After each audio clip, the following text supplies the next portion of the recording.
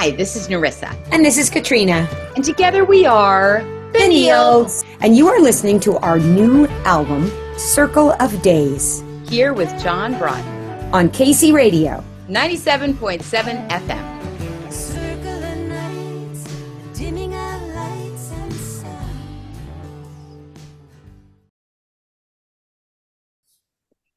So how far away from each other do you live?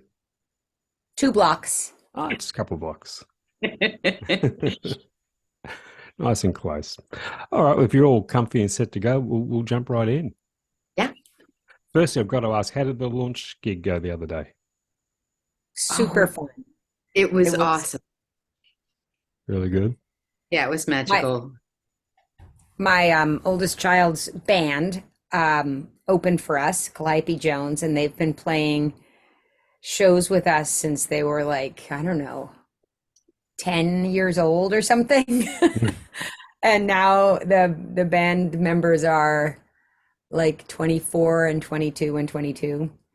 Wow. So it's sort of amazing, and it felt like a passage of time to watch them having grown so much as musicians. And then our parents were in the audience, which was super fun. They drove here from Virginia, which is quite far. It was about an 8-hour drive, I think. So that was extra fun. And then just getting to make music as a band and play these songs from this record in front of an audience, it was thrilling. It was thrilling. And we had 3 very long rehearsals to prepare. Plus we had another gig. So we sort of had 4 rehearsals, and it really, I felt like, the first rehearsal, I just felt like, oh, this is very hard. We were doing lots and lots of new songs that we'd never played as a band. And Katryna's eldest, Amelia, was playing bass with us too. So they were learning all this new material, and, but it totally paid off, all those rehearsals. And I felt so comfortable with everybody on stage. I just felt like this band is rocking. I wish we could do more shows. The response to the Kickstarter campaign was phenomenal. It must be a wonderful feeling to have so many people invested in the album, not only financially, but also just their passion in your music, and to have that relationship with the album even before it's out there in the world. Yeah, it is kind of an amazing thing. I was just actually talking with my family. I have an 18-year-old and a 22-year-old. And the 18-year-old last night watched The Social Network, and so they were talking about Napster, and he said, "What is Napster?" And I was trying to explain, and he was like, "So it's just a way of like hearing music from other people?"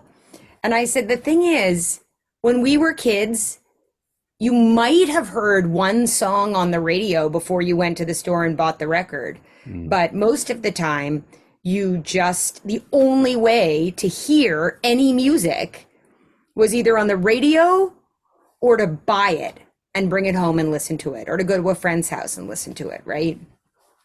And it's just astonishing how much has changed in our lifetimes, and for it to be the actual industry that we're part of, for that to have changed so drastically seems amazing.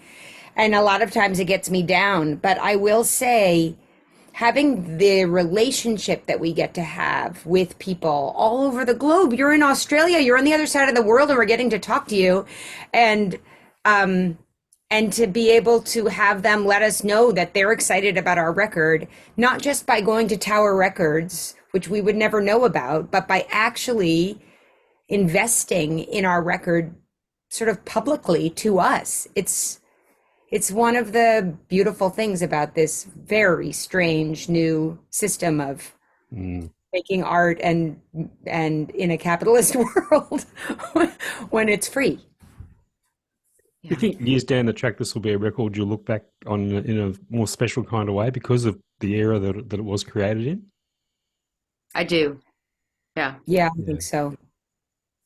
I mean, I think having been holed up, usually we play songs out in front of people Mm. as they're being born, Nerissa will write them and then we'll try it out. And the first time we play it, I'll often be reading the lyrics, and we'll do it in an intimate, safe setting of a club that we've played hundreds of times before. But the only way we played them was the way we're talking to you right now over the internet. And we kind of didn't know how they were landing with people, whether they were meaningful to people. So it does, yeah, it will look back on this one differently, I think. Yeah.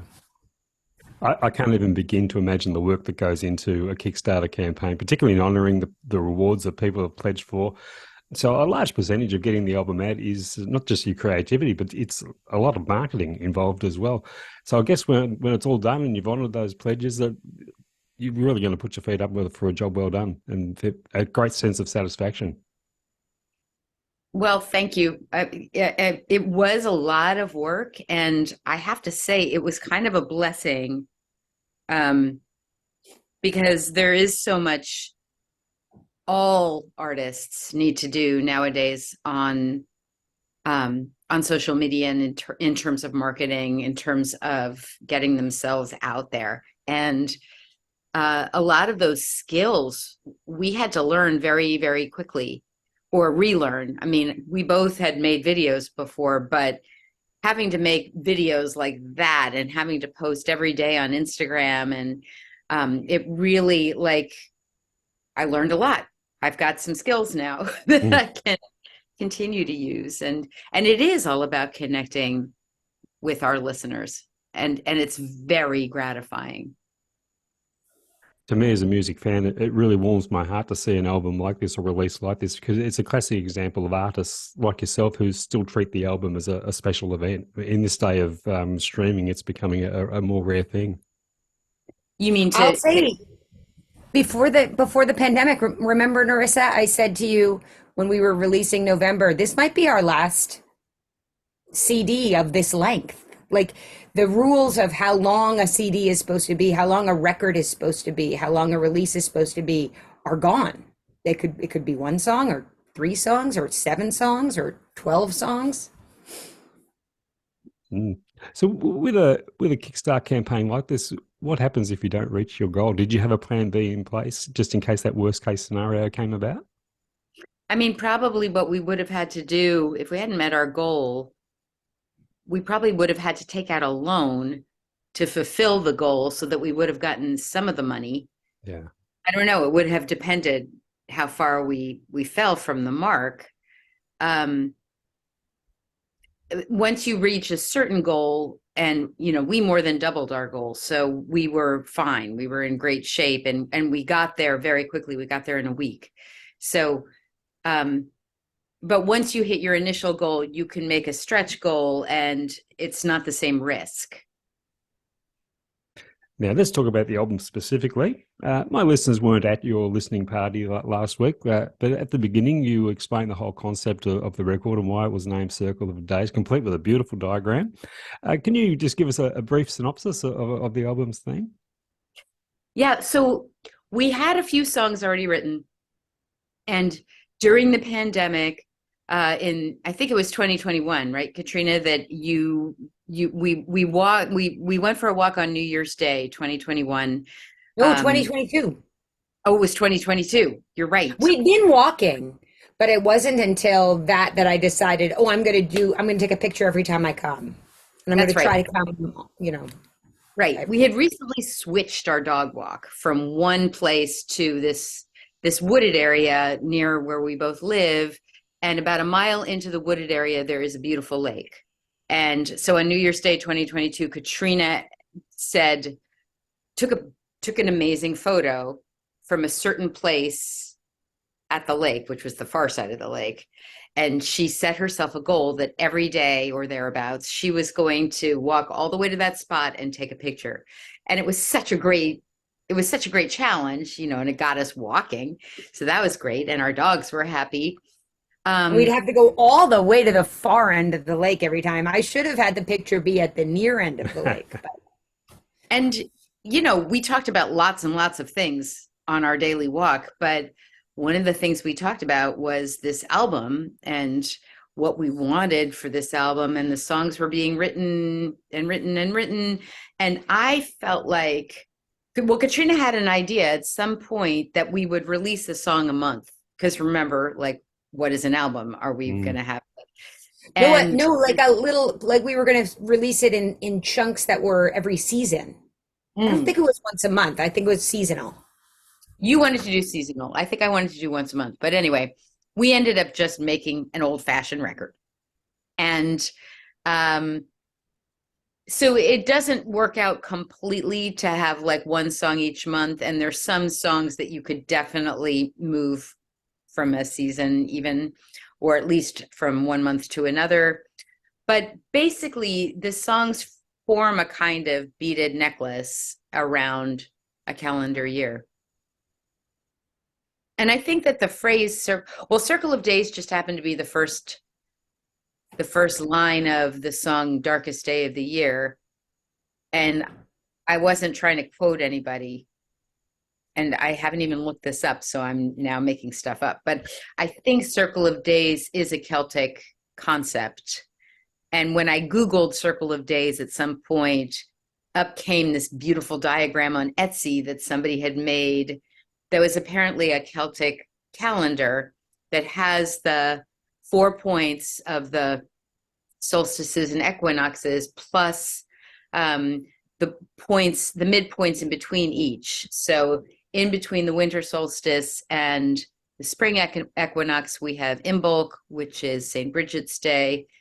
In between the spring equinox and the summer solstice, we have May Day or Beltane.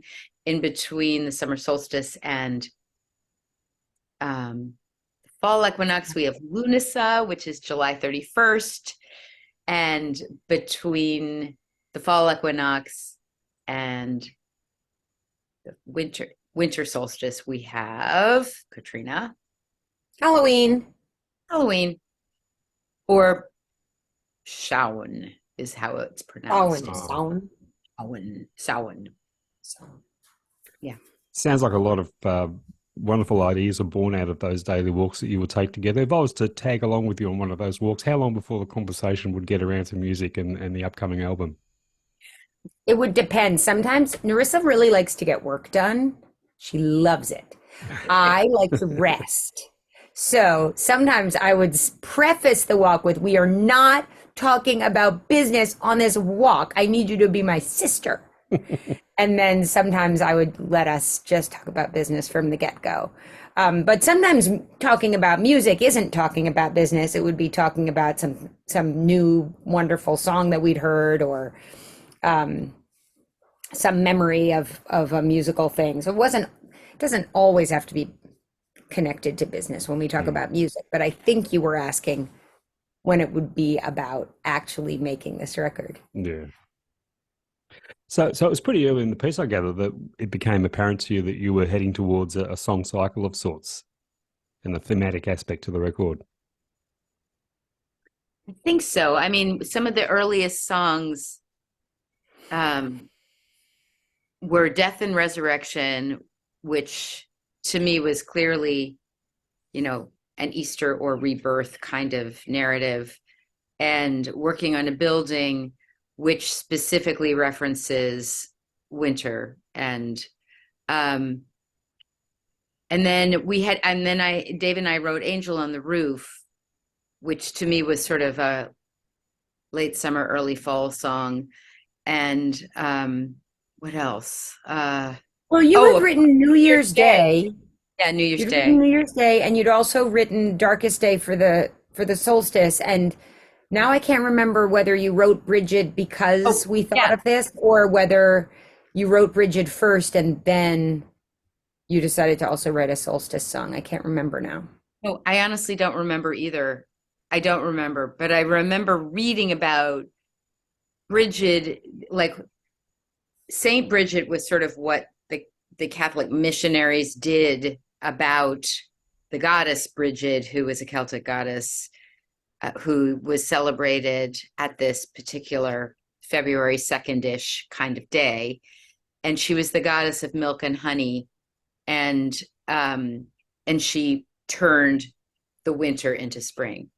Um, and I think I just was reading about her around that time of year in 2021, and I was on a break in my grad school program, so I had time to write a song, and that's why the song is pretty short in terms of its lyrics, because I didn't have very much time to write. But that was also during the time when Katryna and Dave and I were playing every single Monday night. So it was sort of like the old days where I would write a song and immediately go to both of them and say, here's a new song. And we would arrange it as a trio. So that was really fun. Like, we sort of had the basic arrangement pretty early on and performed it. Once you knew you were writing to a theme, did it become more of a challenge songwriting wise at that point? No, because I wasn't holding so fast to a theme. Right. And I think time was just on all of our minds, I think that's actually more what happened. Like, I don't think we came up with Circle of Days until after you'd written Bridget and Darkest Day and New Year's Day. And I said, wait a second, I actually think you're starting to write a calendar year. And so it wasn't so much that she wrote to the theme as that the theme emerged out of the songs that she wrote. Right. Right. That makes perfect sense. So in a roundabout, strange kind of way, was putting together an album and writing songs in this pandemic period when you were locked down, you had more time on your hands, was sort of a weird way, a blessing in disguise, because it gave you that extra time to focus and create?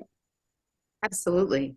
I mean, I would say even more than that, the blessing in disguise was Dave was freed up to play with us for the first time in years. He's often on the road with other bands, or in the studio producing other artists, but he couldn't be in the studio producing artists during the pandemic very easily. We didn't know. Start. Yeah. Yeah, not at the start. We didn't know how it was transmitted. We didn't think masks were that effective. So we did a lot of elaborate stuff, though. It's sort of funny to see how things changed over the course of the pandemic. Like, at first, Nerissa and I didn't even see each other. And then we started singing outside 6 feet apart. And then eventually our families potted. But I remember we stuck plastic sheeting up outside on this porch outside of the studio because we were worried about catching COVID outdoors. It was so early on in the pandemic, we didn't know. And Dave set up a drum kit in the middle section, and then another person was on, I think that the people in households could be in the same section of plastic sheeting.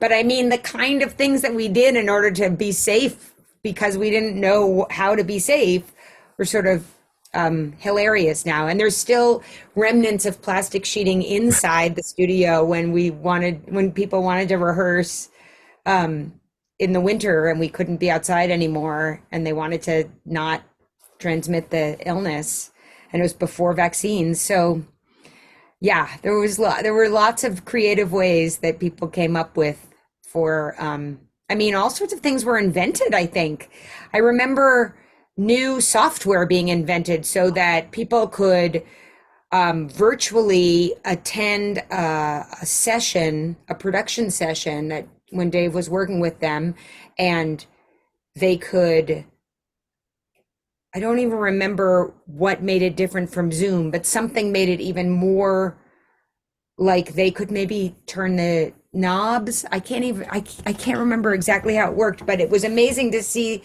the evolution of technology over the course of the pandemic.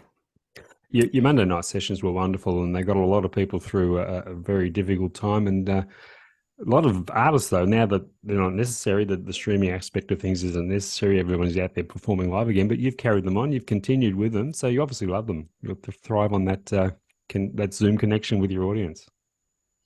We do, and also we're 2 blocks apart from each other, and sometimes it feels like we haven't done a show in a while. I miss performing. We could at least perform on the screen. Let's do that. And we do have some fans who can't go to concerts still for all sorts of different reasons. And it feels like it was a beautiful thing for some people who have been shut into their homes for any number of reasons prior to the pandemic, to have art be delivered to them in the way that it was during the pandemic. And so I feel like a little bit of an obligation to continue it. And like you said, we enjoy it. So it's no hardship. Beautifully Well, put. not only that, one of the most amazing things when we started doing these shows was reconnecting with fans that we haven't seen or who hadn't come to one of our shows in 20 years. You know, we haven't played in California since 2007.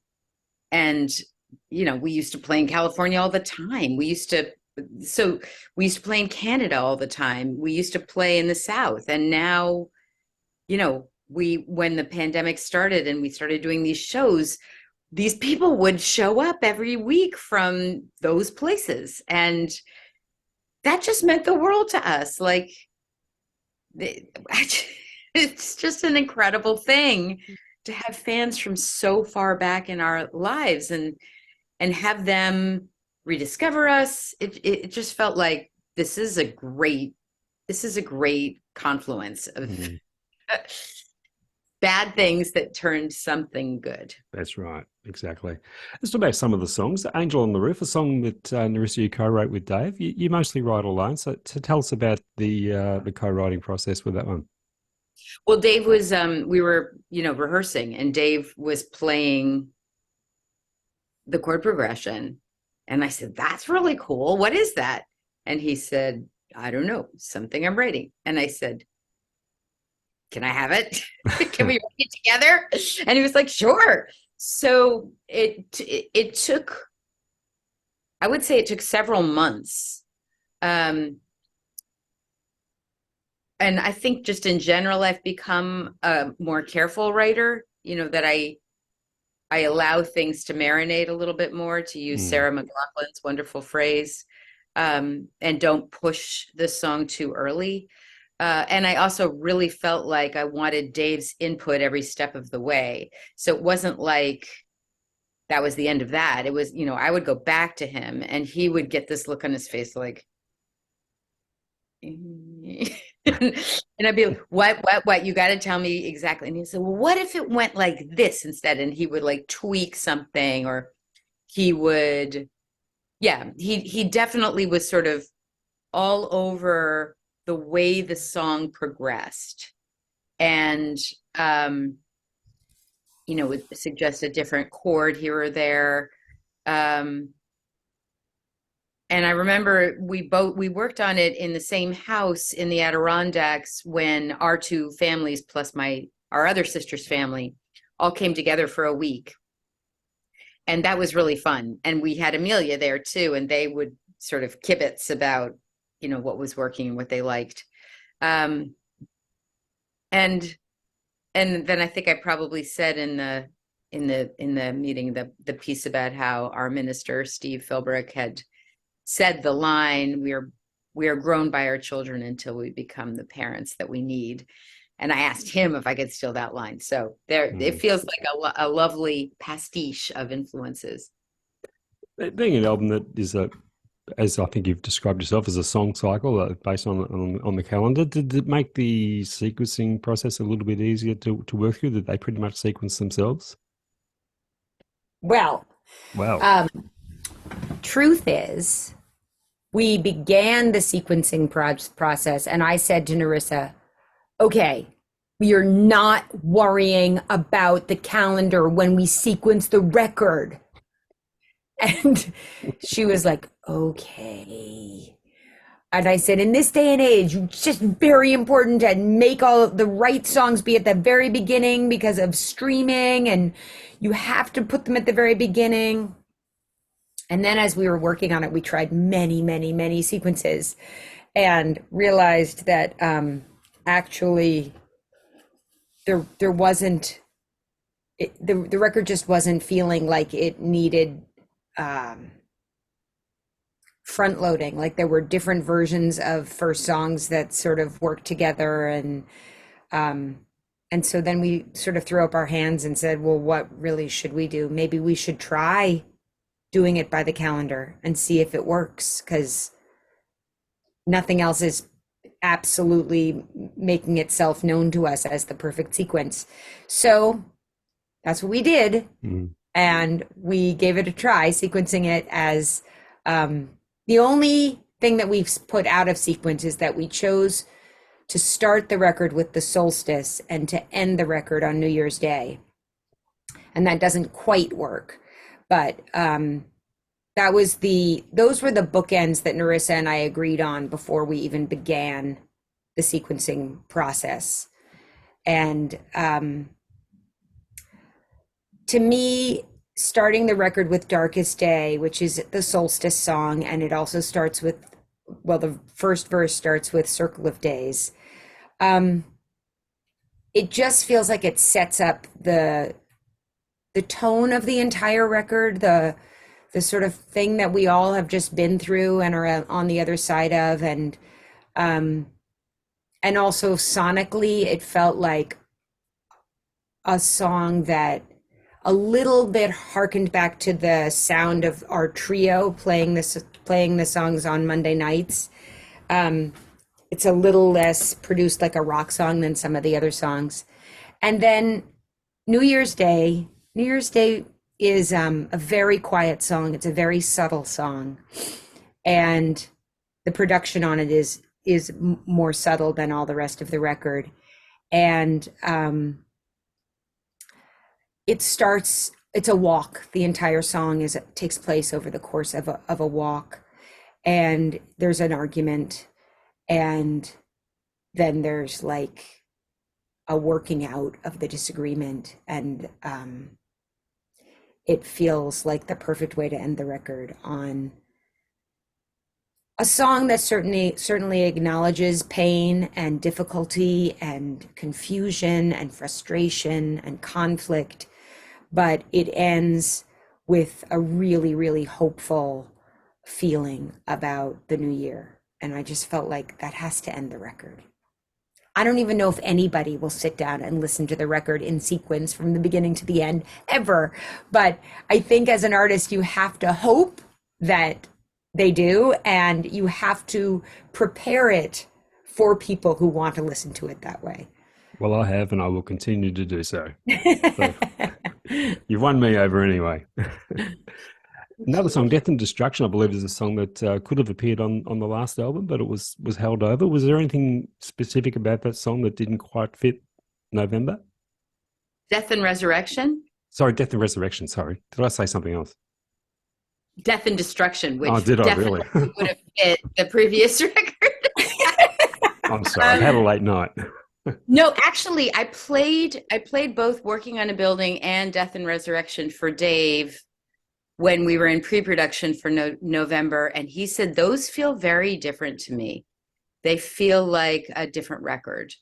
Let's save them for the next record. And I was fine with that because I really liked how compact November was and how on message it was. It just felt like every song fit this theme of a newspaper during this particular time in our country's history. And Death and Resurrection is a hugely personal song, and same with Working on a Building. Like they really felt private to me in a way that certainly fits with the Nields brand, and certainly, it's not like I didn't want them out there, but the mood on November is very much like a call to action.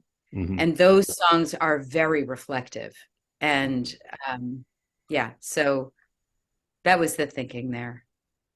I love the song When I Was a DJ, and I was quite honored that you dedicated it to me at the listening party. Tell us about the inspiration of that song. Well, I'm so glad you asked, because I get very emotional when I think about DJs, and I think about the DJs that I grew up listening to and how, I of course we never saw our DJs, but we could make up, whole worlds around who they were based on their voice and their musical choices. And we were, I think it felt to me like our first big break was a DJ in West Hartford named Ed McKeown, who discovered us, hearing our music played on WWUH radio in 1991, to me, like I have a lump in my throat just talking about it. Like it felt like we're real. We exist. Mm. And that was one person. And I know that, I growing up in the 70s and 80s, most DJs did not have the kind of leeway that an independent DJ like you or Ed or people in the 50s might have had. But um, those music lovers, people who create playlists, people who are curating musical libraries and saying to audiences, hey, listen to this. To me, they're musicians too. They're certainly part of the fabric. They're part of the body that is music. And I guess I was thinking, I mean, I think one of the themes on Circle of Days is loss.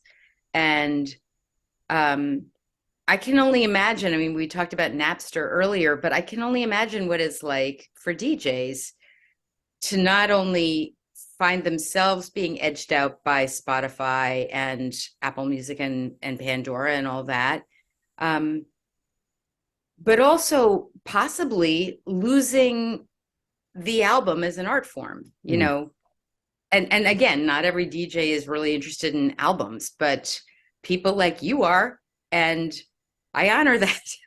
Anyway, so I imagine. So I don't know if I said this or not when we introduced it the other day, but I used a songwriting exercise from Jeff Tweedy from Wilco, who wrote a book that I read called One Good Song or something like that, and it's all these songwriting exercises, and the exercise was make a list of nouns in one column and make a list of verbs in the other. And he gave a lot of ideas about how to come up with your lists thematically. And I already knew I wanted to write a song called When I Was a DJ, because, Katryna and I had joked about that on a Monday Night Live. So I made nouns that were, I can't remember now which was, but if we think about it, mixing. Okay, so the verbs were DJ verbs, and the nouns, I just went up to a bookshelf. I went like this. I pulled a book out, and it was Mayflower by Nathaniel Philbrick. And I just opened to a page, and I got all these nouns from a few pages in that book that had to do with the sea. And I thought, all right, that is perfect, because DJs are stuck on land. What if the DJ is lost at sea? And that felt like the absolute right metaphor for what's going on with music and musicians. We all feel a little lost at sea, and we're all kind of going, can you hear me? Can you hear me still? I saw Dave mention at the listening party that he originally envisaged a gentler album, and you were insistent on having some rockier moments there. Did he need much persuading? No, I think it felt like permission to Dave. Dave is a rocker. But it was really obvious. I mean, I think all of us felt when, for instance, on DJ, there's something missing, there's something missing, there's something missing. It needs to be bigger. It needs to get to sort of explode a bit and not be so contained. So we called in some louder instruments and musicians and broadened the sound and sort of harkened back a little to earlier days of the Nields, when we were always a 5-piece rock band. There's still a few songs on the record that are smaller and more intimate, more acoustic, but the songs that asked for a big band got it. One of those gentler tracks is Magnificat, which I believe is a particular favorite of yours, Katryna. Yes, I love to sing Magnificat. It's a beautiful song. I was talking to my child about this, and in this country, since Magnificat was written, a right that I think we took for granted, that we believed we would always have, was taken away from us, and women no longer really have autonomy over their bodies in our country in every state. And I think it changes how some listeners might hear Magnificat. And for me, the character who I am embodying when I sing that song has made a choice that she wants to, she's gotten pregnant in a surprising and unexpected way, but she's making a choice to keep the baby. And I know, I, I, I I know that Nerissa does not believe that that is the only choice that is the right choice for someone to make. And so I But just want to say that about the I song. should But say, like the assignment of the song was we had just played one of our a local show on first night, which is New Year's Eve in Northampton, and you know the whole town comes out, and we always play in this old brownstone church that dates back centuries. First Churches Congregational and First Churches Baptist. And the minister there came up to me and said, I've been thinking a lot about the Magnificat, that poem that begins the book of Luke. I think you should write a song based on that. And I said, that's actually a good idea. I mean, a lot of times people come up to me with ideas for a song and I'm like, oh, thank you. Thank you. I'll consider that. But this one, I really thought that would be kind of cool. And it took me like almost a year to write it, or to come around to even sitting down to write it. But once I did, it came boom like that. I just, all of a sudden I was like, well, who, to me, what's so fascinating about the Jesus story is how Mary was this knocked up teenager, and somehow that's who the culture eventually elevates. And yes, they made all sorts of stories about her, but it's a girl in trouble. Mm. So were there songs that didn't make the cut for this record because they didn't quite fit the theme? So is there another bundle of Nields new songs in storage? There was nothing written that we didn't put on the record. Okay. Did I say that right? we had lots of plans for cover songs that might have made it onto this record, that we had delighted in playing together during the pandemic on our Monday night shows. And I do still think that there might be, if we could find the time, that it would be really fun to record some of those songs because they were encapsulate a moment in time, but none of them we were learning lots. Sorry to interrupt. None of them ultimately fit with the theme. So there were lots of cover options, and we've certainly not shied away from putting covers on our albums in the past, but nothing fit. Like there were a bunch that we really wanted to do, but nothing felt like, well, why would that song be here? Mm. How different a record do you think it would be in a non-COVID world? I don't think it could have existed. Really? I mean, you probably would have written about different things. Mm. I think that's true. Yeah. Of course, you never really got the chance to promote the last album out on the road due to obvious reasons, the pandemic. So when you take Circle of Days out on the road, are you going to devote a little time to November to give those songs a chance to shine in front of a live audience that they didn't get originally? I don't know. I mean, the mission of November was always very limited. Like I was like a one-track mind about getting rid of our then president. And we would say, when we would perform Tyrants Always Fall, we would say, I hope we're not singing this for long. And we haven't been singing it recently.